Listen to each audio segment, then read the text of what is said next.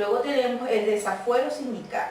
Es perfectamente posible que el trabajador con fuero con inmovilidad pueda ser objeto de una medida de despido o puede ser objeto de un traslado, de una desmejora, y siempre y cuando exista una justa causa por lo que lo justifique.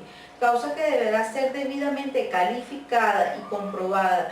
No se trata entonces de que el fuero o la inmovilidad sea como una especie de manto impeditivo, de medidas que puedan llegar a afectar al trabajador de ninguna manera, ya que si llegase a existir una causa que justifique la medida y tal causa fuera suficientemente aprobada o probada, la medida procederá plenamente. En vista de que se presenten dos situaciones distintas, por un lado, el procedimiento formal de la solicitud de calificaciones de despido en forma que formule el patrono, y con el otro propósito también podría ser de lograr que se le autorice a llevar a cabo el episodio del amparo con fuero sindical, para lo cual alegará y probará la justa causa. Y por otro lado, el procedimiento que debe impulsar el amparo por fuero o inmovilidad sindical, cuando es despedido sin que antes el patrono se haya acogido a la previa calificación de la justa causa buscando un reenganche, reposición o reinstalación. Entonces tenemos dos procedimientos a estudiar: el procedimiento de desafuero sindical accionado por el patrono en procura de que el inspector del trabajo levante el fuero para que pueda ser posible que se autorice el despido, es decir, que se califique el despido, se autorice el traslado o la desmejora alegada. Por otra parte, el procedimiento de reposición en reenganche o reinstalación accionado o por el traslado en que se busca que se le reenganche o se le reinstale o proponga en su situación anterior de haberse producido un traslado, una desmejora sin causa. Luego tenemos las federaciones y confederaciones sindicales, artículos del 463 al 468.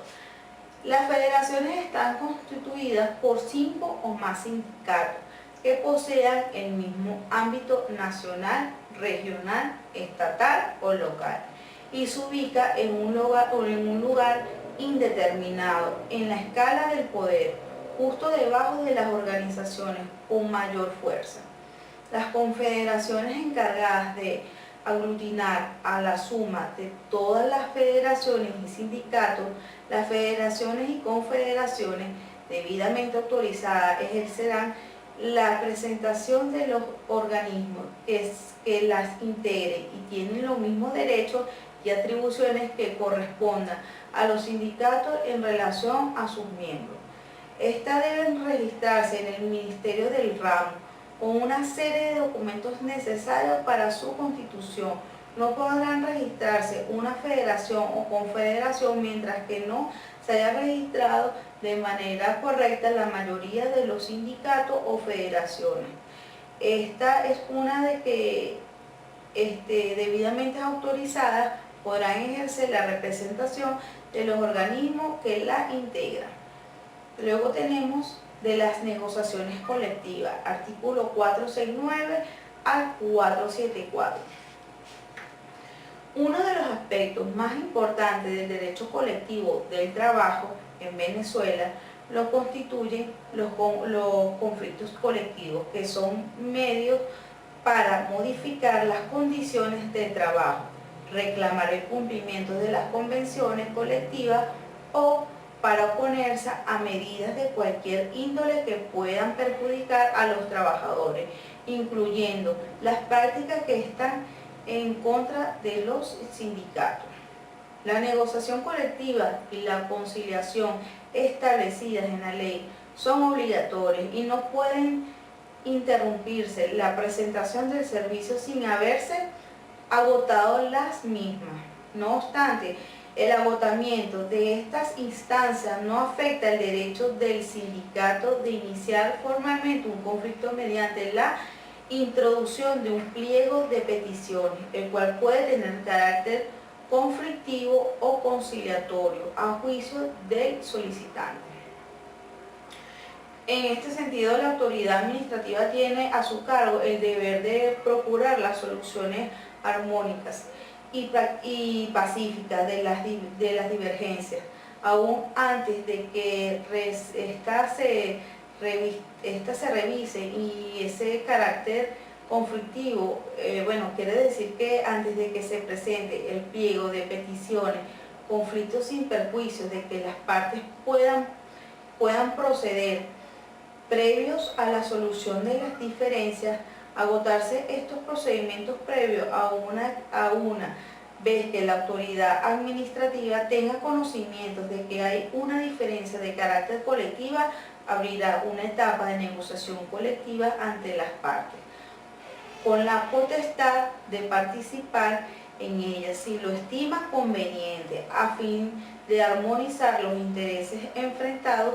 En este procedimiento se aplica indistintamente a los trabajadores del sector público como a los del sector privado, con la diferencia de que en este último caso es necesario darle aviso al Ministerio de Trabajo, es decir, que en el caso de un conflicto colectivo relacionado con un servicio público o privado o organismo, depende de este estado del inspector y lo comunicará de manera inmediata ante el Procurador General de la República de los fines respectivos. Muchas gracias.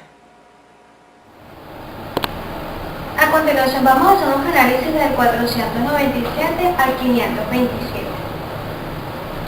El artículo 497 nos habla, le señala los requisitos que se deben o poseer para poder activar los procedimientos de huelga. Deben estar establecidos para la mejora en las condiciones de trabajo o para celebrar una condición colectiva o para que se cumplan las convenciones que estuvieran activas en ese momento. Artículo 498. Aunque se haya declarado la huelga, aquellos trabajadores que realicen funciones que guardan relación con la salud de nuestra población o actividad de mantenimiento de maquinarias indispensables para la renovación posterior de los trabajos o que tengan cargos de seguridad dentro de los sitios de trabajo. Artículo 499. Señala que los trabajadores que elaboran en los vehículos, aeronaves o vehículos solo podrán suspender su labor en los terminales nacionales. Artículo 500. Los trabajadores que elaboran en buque solo podrán declararse en huelga dentro del territorio nacional. Deben estar fondeados los buques, de acuerdo a lo previsto en la ley. Artículo 501. Los trabajadores y patronos deberán notificar a la primera autoridad civil sobre la declaración de una huelga en la jurisdicción del mismo al fin de poder mantener el orden. Artículo 502. Los gremios de un determinado arte, oficio o profesión pueden ayudar a su lucha a sus colegas del mismo arte o oficio o profesión, la cual podrá ejercerse en la inspectoría donde se desarrolle el conflicto principal.